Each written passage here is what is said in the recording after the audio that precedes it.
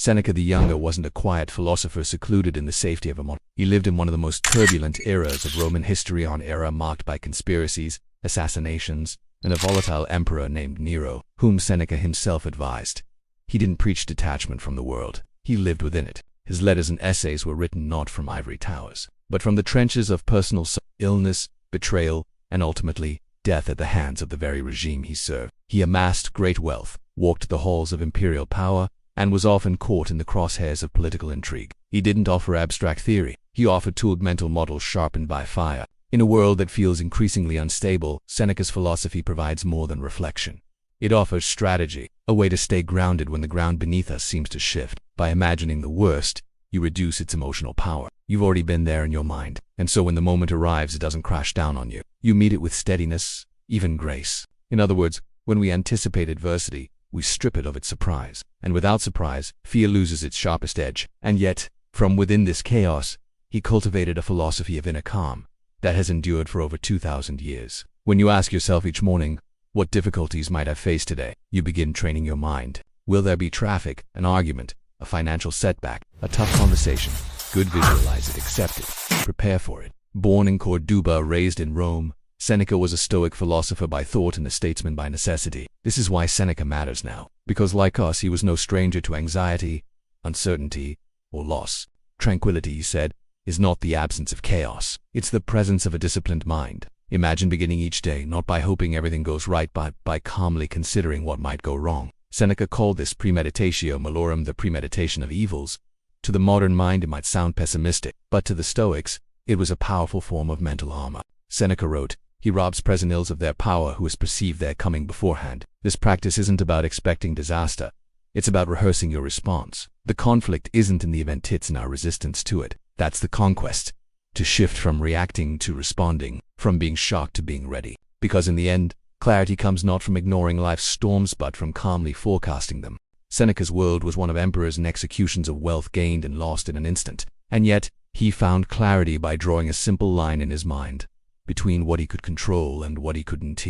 At first glance, it's deceptively simple, but its power lies in its application. This is the second Stoic mental model, the dichotomy of control. You can't control if someone misunderstands you, but you can control your response. We burn energy on outcomes, opinions, and judgments. We get caught in the undertow of externals. You can't stop the storm, but you can anchor your mind. We suffer more in imagination than in reality, Seneca warned. And he was right. Most of our mental torment comes not from what happens, but from what we think might happen, from what we try desperately to control but can't.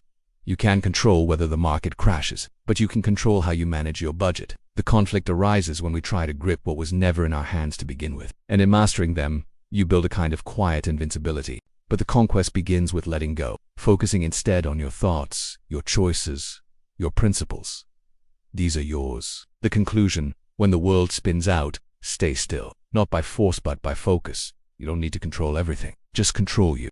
To most people, comfort is the goal. A warm home, soft clothes, good food.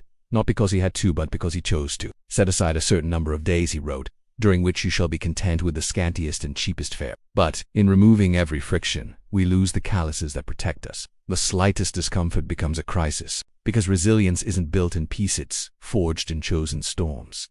And ask yourself, is this the condition I feared? Cold showers, long walks in the rain. These small trials sharpen the mind. But Seneca saw a hidden danger in comfort. It makes us fragile. And so he practiced its opposite, voluntary discomfort. You savor the ordinary. This wasn't self-punishment, it was preparation. Seneca would sleep on the ground, eat stale bread, wear coarse garments. It made each sunrise feel like a gift, each goodbye a little more sacred.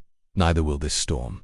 Let that sharpen your vision and remind you, live now, live well. This practice gave him something rare, confidence, because in facing death, we remember what really matters. The argument you're holding on to, the fear that paralyzes you, the ambition that's stealing your peace, none of it follows you. Because when you've experienced less, you no longer fear losing more. The fear of poverty, of hardship, of judgment, they lose their sting when you've already stood face to face with them, on your own terms. Here lies the conflict. Our modern lives are built for ease, but the conquest comes in choosing the hard path, in moments. So we're not broken by the hard path when it chooses us. The conclusion is simple. If you want to stay calm in chaos, occasionally invite a little into your life. You may not wake up tomorrow, he reminded himself, and us. Live accordingly. Seneca's most sobering, and perhaps most liberating, mental model was Memento Mori. Remember, you must die. Too many. This sounds grim. But for Seneca, contemplating death wasn't about despair, it was about clarity. The context is everything. In a world obsessed with extending life, distracting from it, numbing it, Seneca brought his gaze to the very end. The conflict is that we live as if we'll live forever. We postpone what matters. We procrastinate on joy, on forgiveness, on courage. We tell ourselves we'll start tomorrow without realizing how few tomorrows we may have. But the conquest is perspective. When you live with death in mind, you choose differently. You listen more closely. You waste less time. You speak truth. Seneca believed that keeping death near didn't shrink life, it expanded it. So the conclusion is this: you won't be here forever.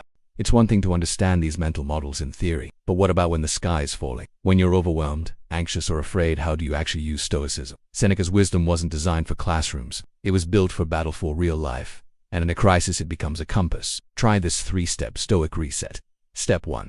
Pause and ask, is this within my control?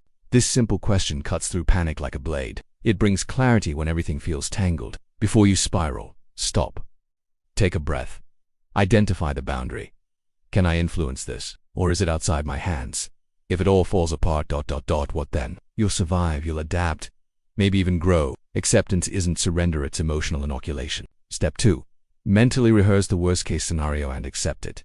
This is Premeditatio Malorum in action. Imagine the worst, not to dwell, but to disarm. Step 3. Remind yourself, this will pass and so will I.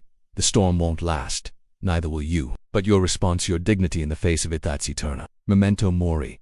Remembering your mortality doesn't breed fear. It breeds perspective. But the one thing no one can ever take is your inner fortress, your character, your mind, your response. These aren't just abstract principles. They're practical tools. So when the world falls apart, don't ask for it to stop. Ask instead, who will I be in this moment? He opened his veins and bled out slowly, discussing philosophy until the very end. Even as life drained from his body, his character remained intact.